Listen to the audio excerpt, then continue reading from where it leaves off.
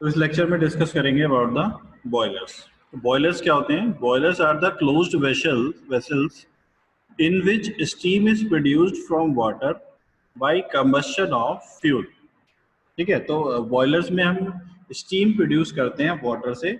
और कैसे करते हैं? किसी फ्यूल का कंबशन करते हैं फर्नेस में, और उससे जो कंबशन प्रोडक्ट्स रिलीज होते हैं उनकी हीट ट्रांसफर करते हैं वाटर को, और वाटर फिर कन्वर्ट हो जाता है स्टीम में। और जो वाटर है वो वाटर जो है वो बॉयलर के अंदर ही स्टोर किया जाता है। Water is stored inside the boiler. And fuel generally, जो कोल हम उसमें बर्न करते हैं, फ्यूल जो जनरली हम लेते हैं बॉयलर्स में वो कोल लेते हैं। तो fuel is burned in a furnace and hot gases are produced. तो क्या करते हैं? हॉट गैसेस उससे प्रोड्यूस करते हैं, and then these hot gases transfer heat to water and steam is produced। उससे हम क्या करते हैं? स्टीम प्रोड्यूस कर लेते हैं। हॉट गैसेस जो कंबशन प्रोडक्ट्स रिलीज हो रहे हैं फ्यूल के कंबशन के बाद, उनकी हीट को ट्रांसफर करके वाटर को और स्टीम में उसको कन्वर्ट कर लेते हैं। Now this steam is pipe to the steam turbine in thermal power plants. तो अगर हम थर्मल पावर प्लांट्स की बात करें तो बॉयलर में स्टीम जनरेट करने के बाद जो स्टीम प्रोड्यूस हो रही है उसको एक पाइप के थ्रू हम लेके जाते हैं स्टीम टरबाइन पे, थर्मल पावर प्लांट्स में। और बॉयलर ऐसा नहीं है कि सिर्फ थर्मल पावर प्लांट्स में यूज होते हैं, बॉयलर्स अपने मैन्युफैक्चरिंग इंडस्ट्रीज में भी यूज होते हैं, स्पेशली टेक्सटाइल इंडस्ट्रीज में। तो वहाँ पे जो बॉयलर्स हैं उसकी स्टीम को डायरेक्टली या तो अपने मैन्युफैक्चरिंग प्रोसेस में लेके जाया जाता है, या फिर एक टरबाइन से पास कराने के बाद उसको एक्सपेंड कर लेते हैं, और एक्सपेंड करने के बाद उसको फिर किसी मैन्युफैक्चरिंग प्रोसेस में जहाँ पे स्टीम की जरूरत होती है वहाँ पे उसको ले जाया जाता है। Now classification of boilers. Boilers का क्लासिफिकेशन, बॉयलर्स जो हैं वो होते हैं हॉरिजॉन्टल एंड वर्टिकल और incline type depending on the position, fire tube and water tube boilers, externally fired and internally fired boilers based on the furnace position कि वो internal है या एक्सटर्नल है। Force circulation and natural circulation में जो boiler के अंदर जो वाटर का सर्कुलेशन है उसके लिए कोई पंप लगा हुआ है या फिर वो ग्रेविटी की वजह से अपने आप फ्लो हो रहा है। High pressure and low pressure boilers की मैक्सिमम प्रेशर जो बॉयलर में यूज हो रहा है वो कितना है। Stationary and portable boilers, boiler जो है वो स्टेशनरी पर्पस के लिए या फिर पोर्टेबल, उसको हम मूव भी करा सकते हैं। नेक्स्ट है single tube and multi tube boilers. Boilers में जो ट्यूब्स यूज हो रही हैं जिसमें वाटर है या फिर फायर है वो सिंगल है या फिर मल्टीपल ट्यूब्स हैं ना। देन लास्ट है fluidised bed boiler and pulverised fuel boilers.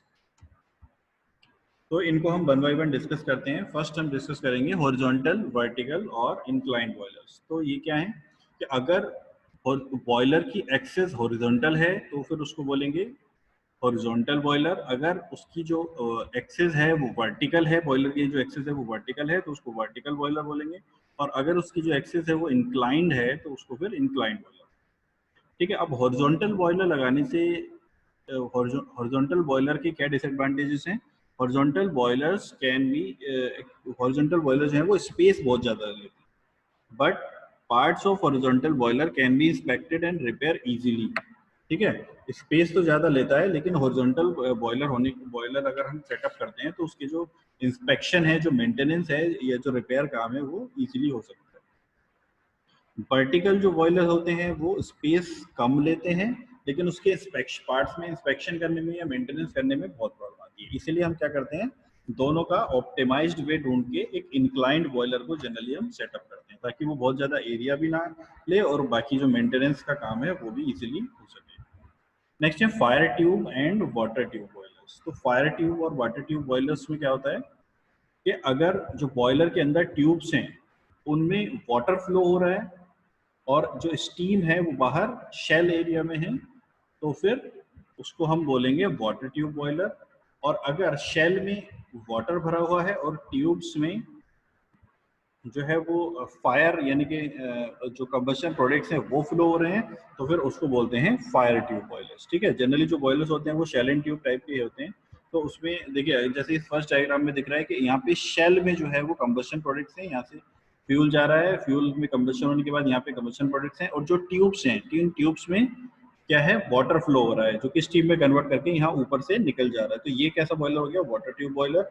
और फायर ट्यूब बॉयलर में क्या है, देखिए शेल एरिया में वाटर यहाँ पे फिल हो रहा है, पूरे के पूरे एरिया में यहाँ पे वाटर फ्लो है, और जो स्टीम कन्वर्ट होगी वो यहाँ से निकालेंगे। और इन ट्यूब्स में क्या है, यहाँ पे कंबस्शन हुआ, कंबस्शन के बाद में जो फायर है यानी कि जो एग्जॉस्ट जो उसका एग्जॉस्ट है, कंबस्शन प्रोडक्ट्स हैं, वो यहाँ पे ट्यूब्स में फ्लो हो रहे हैं। तो ये कैसा हो गया, फायर ट्यूब।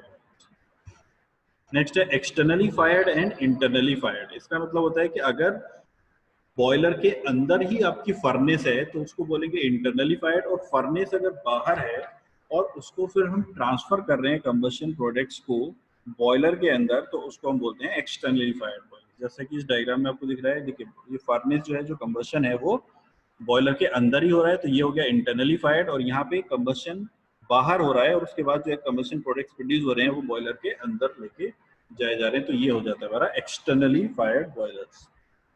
उसके बाद है forced circulation and natural circulation boilers. तो forced circulation type of boiler, circulation of water is done by a forced pump, एक पंप के थ्रू हम करते हैं उसमें। जैसे कि यहाँ पे एक डायग्राम में आपको दिख रहा है, ये जो लेफ्ट वाला है वो नेचुरल सर्कुलेशन है, जो राइट वाला है वो फोर्स सर्कुलेशन। ठीक है, तो जो वाटर है वो यहाँ से इधर लेफ्ट वाले से नीचे आता है, यहाँ पे हीट उसको प्रोड्यूस होती है, हीट प्रोड्यूस होने के बाद वो स्टीम में कन्वर्ट होता है, और स्टीम क्योंकि वाटर से हल्की होती है तो वो अपने आप ही ऊपर की तरफ फ्लो करने लगता है। और दूसरे होते हैं आपके फोर्स सर्कुलेशन, अगर वो यहाँ से जो वाटर है उसको फोर्सफुली हम यहाँ पे एक पंप की हेल्प से फोर्स करते हैं, और उसके बाद में वो हीट अब्सॉर्ब करके ऊपर की तरफ यहाँ पे इस तरह से ये वाटर इसमें सर्कुलेट होता रहता है।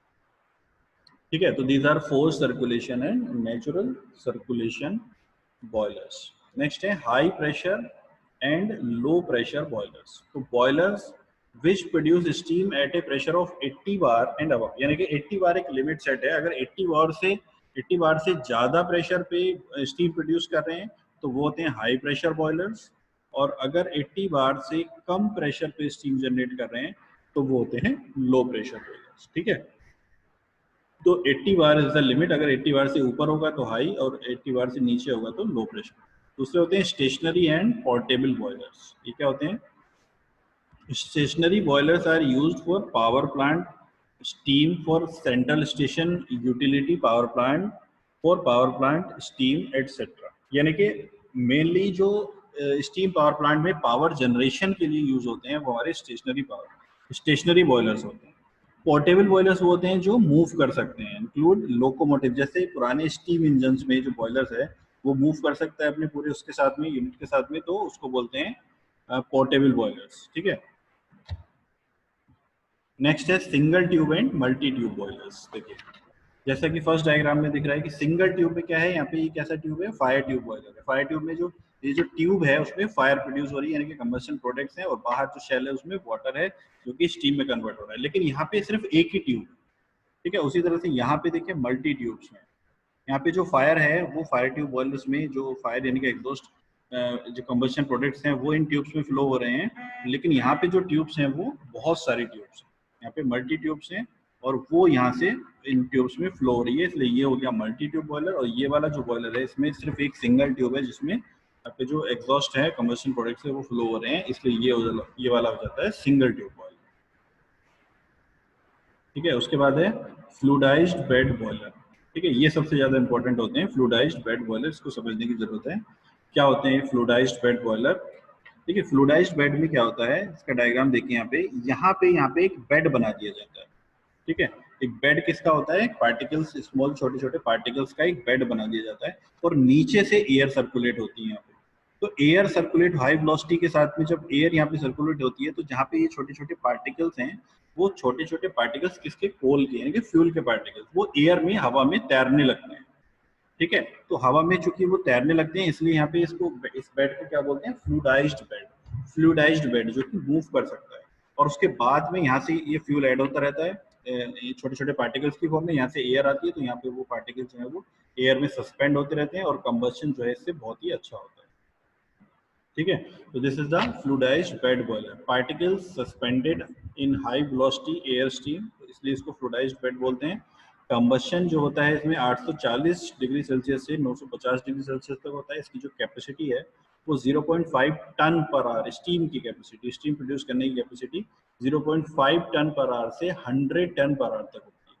फ्यूल जो इसमें यूज हो सकते हैं वो कोल हो सकता है, कोल को छोटे छोटे पार्टिकल्स में कन्वर्ट कर लेते हैं क्रशर्स के थ्रू। राइस हस्क मतलब चावल की जो भुस्सी बची रहती है वो भी यूज हो सकता है, और एग्रीकल्चरल वेस्ट जो होते हैं वो भी इसमें हम यूज कर सकते हैं। नेक्स्ट है सिलेक्शन ऑफ बॉयलर। बॉयलर को कैसे सेलेक्ट करना है।